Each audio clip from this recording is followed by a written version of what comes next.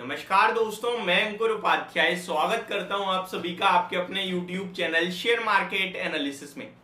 दोस्तों यहाँ पे आप सभी के साथ बात करूंगा भारत की सबसे बड़ी आईटी कंपनी इन टीसीएस के बारे में। इन्फोसिस पे एक्चुअली कल वीडियो बनाई थी, आज भी बनाई, तो इन्फोसिस का नाम निकल रहा था बट इन्फोसिस नहीं, टीसीएस के बारे में बात करेंगे।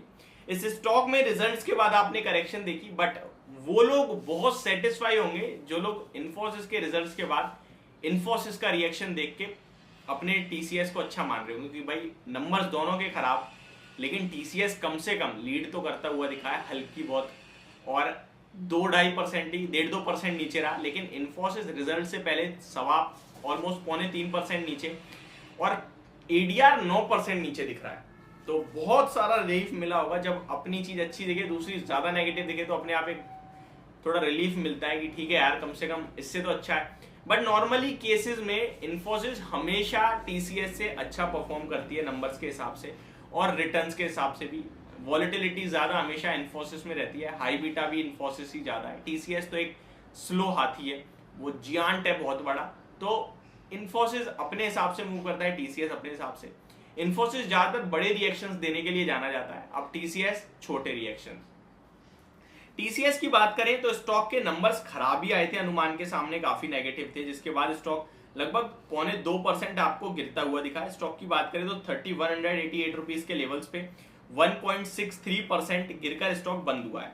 अब इस स्टॉक में यहां से क्या करना चाहिए, क्या नहीं करना चाहिए। जो लोग ये सोच रहे हैं कि आईटी स्टॉक्स के नंबर खराब हो रहे हैं, आईटी स्टॉक्स आने वाले 3 महीने के लिए और खराब हो गए हैं, इस समय पोजीशन हल्की कर ले, निकल जाए, बाद में खरीद लेंगे, या फिर बेच देना चाहिए, कहीं और पैसा लगा दे, या फिर इस स्टॉक को शॉर्ट करना चाहते हैं ट्रेडिंग पर्पस से, तो चलिए इसके बारे में समझने की कोशिश करते हैं कि क्या व्यू होना चाहिए आपका लिटरली। तो देखिए, अगर आप शॉर्ट करना चाहते हो ट्रेडिंग के हिसाब से, तो 3180 के नीचे अगर टिकता है डिसाइसिवली तो ये स्टॉक 3120 तक नीचे जा सकता है। और इन्फोसिस का जो एडीआर है वो जैसे सजेस्ट कर रहा था कल, और आज भी देखते हैं कैसा ट्रेड करता है। रिकवरी आती है बहुत अच्छी बात है, बट रिकवरी की उम्मीद लग नहीं रही है मुझे, क्योंकि कल भी नेस्डेक इंडेक्स 2% ऊपर था, तब भी एडीआर आपका 9% नीचे रहा है, तो उम्मीद तो बहुत कम है रिकवरी की। मुझे लगता है अगर इन्फोसिस गिरेगा तो थोड़ा बहुत नेगेटिव कर ही देगा वो इन स्टॉक्स को भी, तो आप शॉर्ट करके गैप डाउन ना हो ज्यादा ओपन, तो आप थोड़ा बहुत पैसा बना सकते हैं, बट आप पोजिशनल बेसिस पे शॉर्ट मत होना, ठीक है। पहली बात तो ये क्लियर हो गई है। अब पोर्टफोलियो वालों के लिए बात करते हैं, इन्वेस्टर्स के लिए पोर्टफोलियो पढ़ा क्या करें। तो अगर गिरावट होती है जो कि चार्ट्स पे दिख रहा है, तो आपके लिए पहला और सबसे बड़ा सपोर्ट 3120 और 3100 का है। वो लेवल ब्रेक हो सकता है, डेफिनेटली हो सकता है, और स्टॉक आपको नीचे में प्रीवियस जो लो थे सितंबर 23, 2022 में 2982 के समथिंग के, जो कि इसके 52 वीक लो भी है, वहां तक ये स्टॉक विजिट कर सकता है।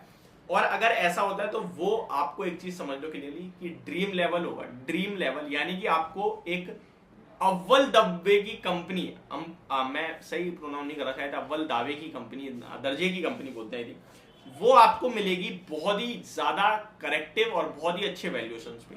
देखिए, वैल्यूएशन वाइज अगर आप हिस्टोरिक पी देखेंगे उसके हिसाब से थोड़ा महंगा दिखेगा आपको, नो डाउट, बट टीसीएस है, अब थोड़ा महंगा तो रहेगा ही। अभी 27 के पी पे, नॉर्मली 30 के पी तक चला जाता था स्टॉक, अभी रिसेंट में 36 के पी पे गया था, और कोविड से पहले देखें तो वो 24-25 के पी पे रहता था।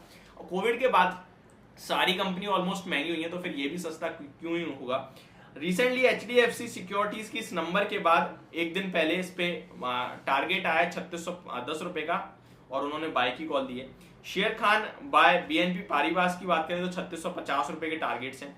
वहीं सबसे कम टारगेट की बात करें तो वो 2700 रुपए का ब्रोकरेज फर्म ने दिया है। अब 2700 जाता है, 3600 जाता है, मेरे को मतलब नहीं है, मेरे को इतना पता है 2700 जाएगा तो वो मेरे लिए होगा ड्रीम लेवल। मुझे बेचना तो है नहीं, मैंने एक चीज तो दृढ़ निश्चय मेरा पक्का है कि भाई मुझे बेचना नहीं है। दूसरी चीज, मुझे गिरावट में मिलता है तो मुझे खरीदने के मौके ही ढूंढने हैं, बिल्कुल नहीं घबराना है, टेंशन नहीं लेनी है।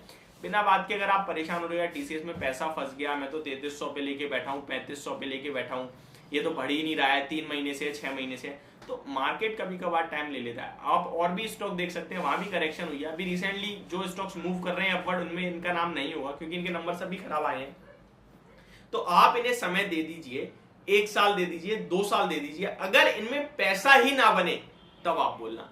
देखिए, जो धैर्य के साथ अच्छी चीज को पकड़ के रखते हैं उनका पैसा बनता ही बनता है स्टॉक मार्केट में। जो उथल पुथल मचाते हैं कि आज ये गिर रहा है तो ये बेच दो, वो बढ़ रहा है तो वो खरीद लो, वो पैसा बनाते ही नहीं है, हकीकत ये है। टीसीएस अगर आपको अगले 2 साल में 4,500 से 5,000 दिखता है तो यानी कि यहां से आपका ऑलमोस्ट 50% के रिटर्न से लेकर 70% के रिटर्न होते हैं। तो आपके लिए इससे ज्यादा क्या चाहिए स्टॉक मार्केट में 2 साल में? मैं बोल रहा हूं, मैं 1 साल में नहीं बोल रहा, मैं 3 महीने में, 2 साल में बोल रहा हूं। और स्टॉक मार्केट एक ऐसी जगह है जहां से आपको कंसिस्टेंट रिटर्न्स नहीं आते, कंसिस्टेंट इनकम नहीं होती आपकी, पर मंथ नहीं मिलता है या पूरे 1 साल का 1 महीने में मिल जाता है। तो ये आपको डिसाइड करना है कि आप उस महीने के तक रुक सकते हो, क्योंकि हमें नहीं पता कब मूव आएगा, हम टाइमिंग नहीं कर सकते स्टॉक मार्केट में। हम केवल अच्छे स्टॉक्स चुन सकते हैं, लेके बैठ सकते हैं। सब कुछ अच्छा है तो फिर क्या दिक्कत है टीसीएस में? तो मुझे लगता है आपको परेशान नहीं होना चाहिए। ट्रेडर हो तो डेफिनेटली आपके लिए थोड़ा सा प्रॉब्लम का विषय है, उसमें भी आपके लिए ज्यादा बड़ा रिएक्शन आया नहीं है। मंडे को भी अगर कोई गिरावट होती है तो वहां एग्जिट ले लें, अभी थोड़े दिन नेगेटिव रहेगा स्टॉक। अब कल आएंगे इन्फोसिस के नंबर, उसके बाद आपको विप्रो के नंबर आते हुए दिखेंगे अराउंड। पहले एचसीएल टेक के आने वाले हैं 20 अप्रैल को, फिर विप्रो आएगा 27 अप्रैल को। और एक चीज और याद आई मेरे को, मेरे वीडियो के कमेंट बॉक्स में कोई नंबर है और वो मेरी मतलब जो हमारा थंबनेल है, हमारे यूट्यूब चैनल का जो लोगो है, पोस्टर है मेरी शकल का, उसी ने वो भी पिक कर रखी है एंड वो आपको मैसेजेस करते हैं एंड आपको अपने व्हाट्सएप पे बुलाते हैं। और वो कोई आउटसाइड नंबर है, भारत का नंबर भी नहीं है। तो आप प्लीज, वो एक फ्रॉड है, वहां पे मत जाइए। वो आपसे पैसे वगैरह भी डिमांड कर रहे हैं, वो फ्रॉड है। मैं क्योंकि विप्रो वाली वीडियो पे उन्होंने कमेंट करा था तो मैंने इसलिए देखा, मैंने आपको बोल रहा हूँ वहां पे आपको मैसेज नहीं करना है। अगर लोगों के आगे ब्लू टिक लगाए या फिर नॉर्मल बात है, कोई भी व्हाट्सएप पे बुला रहा है मत बुलाइए। मैं कभी कमेंट बॉक्स में इस तरीके के मैसेज नहीं करता हूँ कि कमेंट व्हाट्सएप पे आ जाइए या फिर पैसे के लिए, ऐसा कुछ नहीं है। तो प्लीज आप उसे इग्नोर करें। Thank you so much for watching this video. Have a great day guys.